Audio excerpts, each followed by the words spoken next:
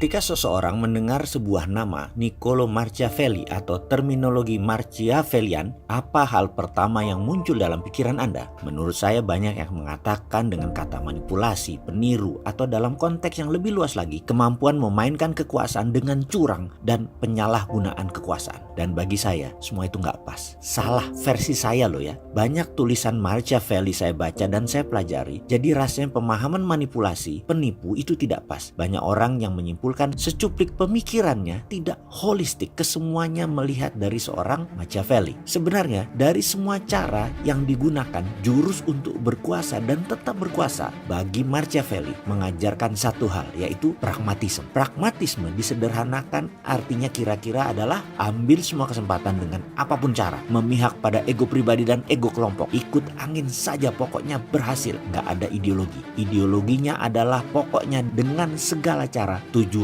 tercapai. Baik, itu semua sepenggal pelajaran geopolitik yang semua kader bangsa harus bisa memahami. Apa yang sedang terjadi, jangan sampai kita hanya jadi penonton sitting to happen. Dan lebih parah lagi, bahkan kita hanya bertanya wondering what happened. Nggak tahu apa yang sedang terjadi, tapi sok tahu. Seperti saya ini yang sontoloyo. Sekarang kita masuk ke Tale of Three Countries atau kisah tiga negara. Mana yang creating to happen, mana yang sitting to happen, mana yang wondering what happened. Tiga negara tadi adalah Amerika, China, dan Indonesia. Kita mulai dengan Amerika yang merubah nama US PACOM menjadi US Indo-Pacific. Apa maksudnya? Indo-Pacific mencoret China, US PACOM, China termasuk. Sekarang di luar, mau apa Amerika? Kita lihat China dengan foreign policy-nya yang tertulis jelas dalam kebijakan luar negeri China Tiongkok, yaitu ambil kaum akademisi, ambil politikus, ambil pejabat untuk mempermudah China ekonomi strategi masuk ke sebuah negara yang nanti semua itu dikawal oleh China Private Army. China pakai Perdana Menteri Australia, mantan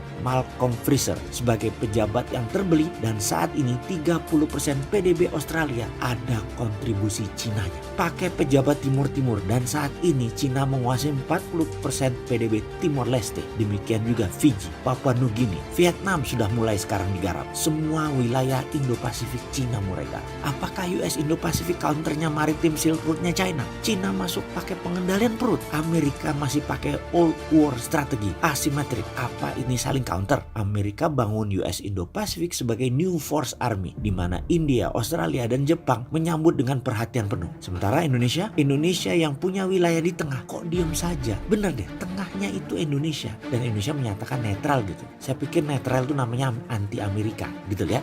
Kita ini netral, harusnya benar-benar netral. Tidak pro Cina juga, tidak pro Amerika juga. Tapi semua kebutuhannya kita akomodir. Sekarang kita lebih dalam lagi menganalisanya. Poros maritim Indonesia konstruksinya seperti apa? Mengapa copy paste poros maritimnya Cina? Dalam sebuah acara akbar di awal tahun 2019 yang namanya Military Defense Exercise yang dipimpin Amerika bersama 90 negara. Sekali lagi, 90 negara mereka melakukan mega exercise. Hal ini belum pernah dilakukan sebelumnya, simulasi perang akbar. Apa yang terjadi? Indonesia dan Cina tidak diundang loh. Wilayahnya di mana? Maritim Indonesia dan Laut Cina Selatan.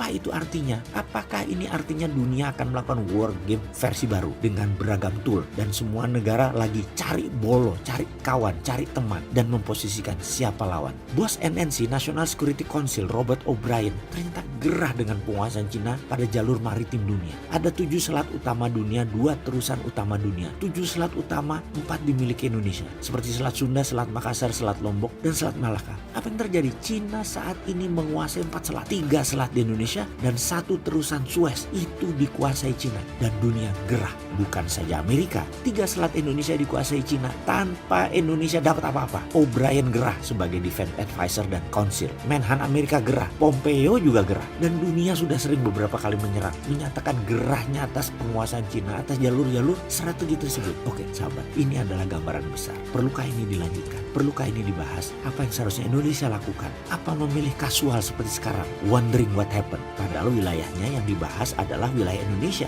Wahai Indonesia, mana sih platform pertahanan negaranya? Dan mana sih kebijakan luar negerinya? Ditunggu loh.